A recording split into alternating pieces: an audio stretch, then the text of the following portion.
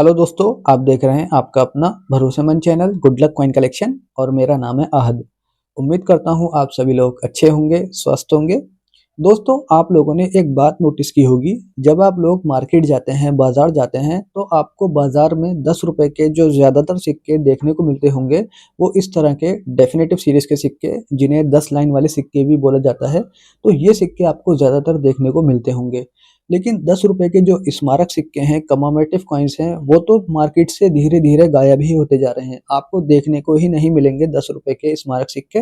मुझे आप लोगों के शहर का तो नहीं पता, लेकिन जिस शहर में मैं रहता हूँ, उस शहर में ज़्यादातर जो 10 रुपए के सिक्के देखने को मिलते हैं बाज़ार में, वो या तो ये 10 लाइन वाले सिक्के या फिर आज़ादी के अमृत महोत्सव पर जो सिक्के जारी किए गए थे, उस तरह के सिक्के 10 रुपए में देखने को ज़्यादातर मिलते हैं।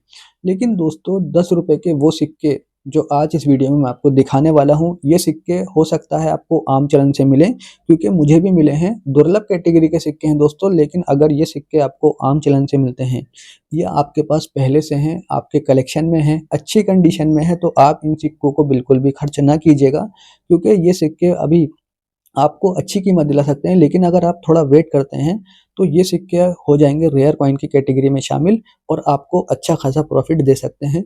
उसकी वजह यही है कि ये जो सिक्के मार्केट से जब धीरे-धीरे गायब हो रहे हैं, तो इनकी जब डिमांड बढ़ेगी, जब दोस्तों डिमांड बढ़ेगी, तो फिर इनकी कीमत भी ऊपर जाएगी। तो इस वीडियो को आप ध्यान से ज़रूर देखिए। और दोस्तों, एक बात और, अगर आपको सिक्के पहचानने में दिक्कत होती है, मिंट मार्क का नहीं पता, इसमें सिक्कों में जो वैरायटी आती है, म्यूल वैरायटी, डाई वैरायटी, ए लॉइन, बी लॉइन या एरर सिक्के, इन सब की जानकारी अगर नहीं है, तो उसके लिए आपको स्क्रीन पर या नीचे वीडियो के डिस्क्रिप्शन में हमारा व्हाट्सएप नंबर दिया गया है। अगर आप चाहें, तो आप अपने सिक्कों की हमें फ़ोटो भेजकर ये पता लगा सकते हैं कि ये सिक्का आपको खर्च करना है या नहीं करना, या अगर ये सिक्के आपको बेचने हैं, तो आपको इन सिक्कों की क्या कीमत मिल सकती है। देखिए दोस्तों, नंबर मेरा देने का मतलब ये नहीं है कि मैं आपसे आपके सिक्के सारे ही खरीद लूँगा।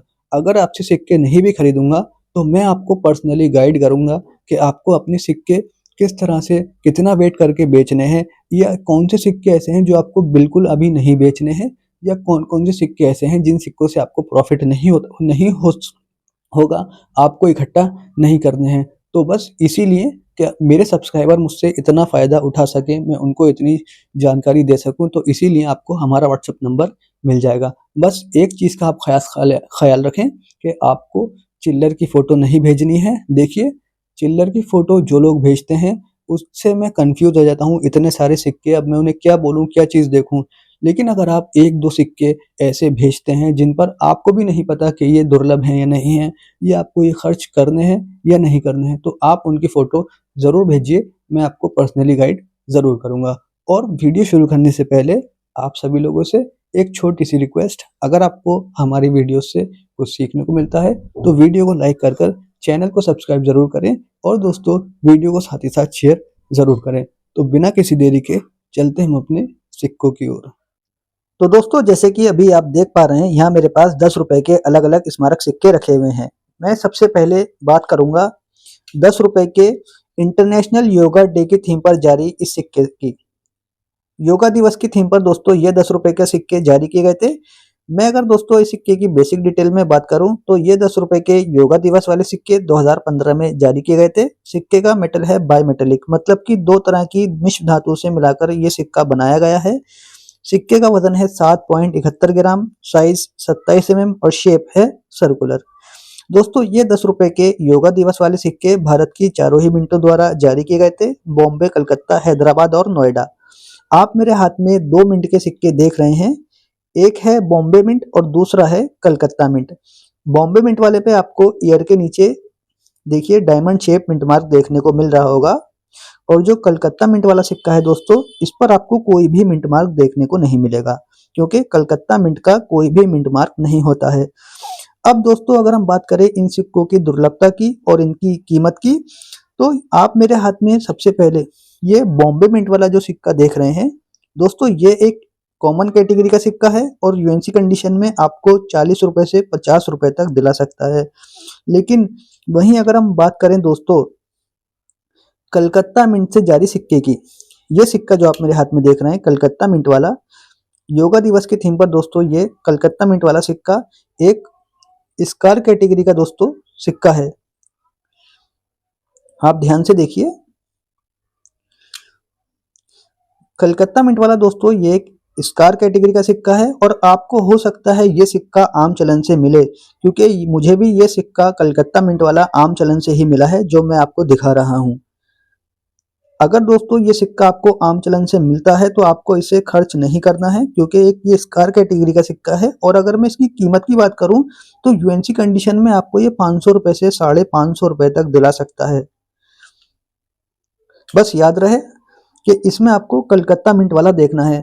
इसमें अगर हम बात करें हैदराबाद और नोएडा मिंट वाले सिक्के की, तो दोस्तों उनकी कोई इतनी ज़्यादा कीमत नहीं है। आपको मान के चलिए 150 रुपए से 160 रुपए तक दिला सकते हैं। लेकिन ये जो कलकत्ता मिंट वाला सिक्का आप देख रहे हैं मेरे हाथ में, सबसे महंगा सिक्का यही है योगा दिवस के सिक्कों में, 10 रुपए वाले में।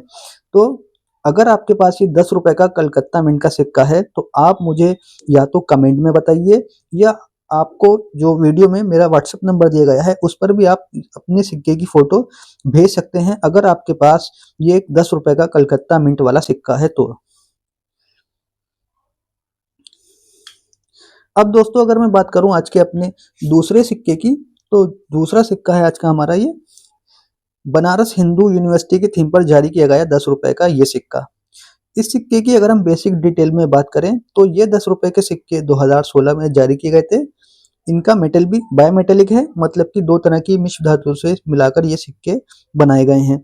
सिक्के का वजन है 7.71 ग्राम, शेप सर्कुलर। और दोस्तों ये 10 रुपए के सिक्के भारत की दो ही मिंटों द्वारा जारी किए गए थे, कलकत्ता और हैदराबाद। आप मेरे हाथ में ये कलकत्ता मिंट का सिक्का देख रहे हैं, और दोस्तों ये सिक्का भी मुझे आम चलन से ही मिला है। अगर ये सिक्का आपको आम चलन से मिलता है तो आपको भी ये 10 रुपए का सिक्का खर्च नहीं करना है। और दोस्तों ये सिक्का भी आपको आम चलन में बहुत ही कम देखने को मिलेगा, 10 रुपए का ये बनारस हिंदू यूनिवर्सिटी की थीम पर जारी ये सिक्का। अब दोस्तों बात कर लेते हैं इनकी दुर्लभता की और इनकी कीमत की। तो आप मेरे हाथ में जो कलकत्ता मिंट वाला सिक्का देख रहे हैं, ये एक स्कार कैटेगरी का सिक्का है और यूएनसी कंडीशन में आपको 500 रुपए से 550 रुपए तक दिला सकता है। और अगर हम बात करें हैदराबाद मिंट वाले सिक्के की, तो वो एक कॉमन कैटेगरी का सिक्का है और आपको 50 रुपए से 60 रुपए तक दिला सकता है। लेकिन दोस्तों अगर आपके पास ये कलकत्ता मिंट वाला सिक्का है तो आप मुझे मैसेज कर कर बता सकते हैं, मैं एनी टाइम आपसे ये सिक्का कलकत्ता मिंट वाला खरीदने को बिल्कुल तैयार हूँ, अगर आपके पास ये सिक्का यूएनसी कंडीशन में है तो। 10 रुपए का बनारस हिंदू यूनिवर्सिटी का कलकत्ता मिंट वाला सिक्का एक स्कार कैटेगरी का सिक्का है। और दोस्तों ये सिक्का भी जैसे मैंने आपको बताया मार्केट में आपको बिल्कुल ही कम देखने को मिलेगा, और इसकी कीमत भी काफ़ी ऊपर चली जाएगी दोस्तों बहुत कम समय में।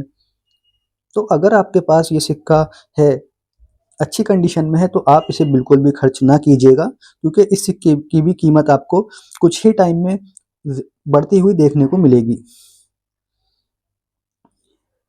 अब दोस्तों अगर हम बात करें आज के अपने तीसरे सिक्के की, तो आज का जो हमारा तीसरा सिक्का है वो है year of the national archive of India, राष्ट्रीय अभिलेखागार की थीम पर जारी किया गया 10 रुपए का ये सिक्का। इसकी अगर हम बेसिक डिटेल में बात करें तो ये सिक्का 2016 में जारी किया गया था। सिक्का बायोमेटेलिक है, जैसे कि मैंने आपको बताया, दो तरह की धातुओं से मिलाकर ये सिक्का बनाया गया है। साइज है 27 mm और शेप है सर्कुलर। दोस्तों ये राष्ट्रीय अभिलेखागार वाले सिक्के भारत की चारों ही मिंटों द्वारा जारी किए गए थे, बॉम्बे, कलकत्ता, हैदराबाद और नोएडा।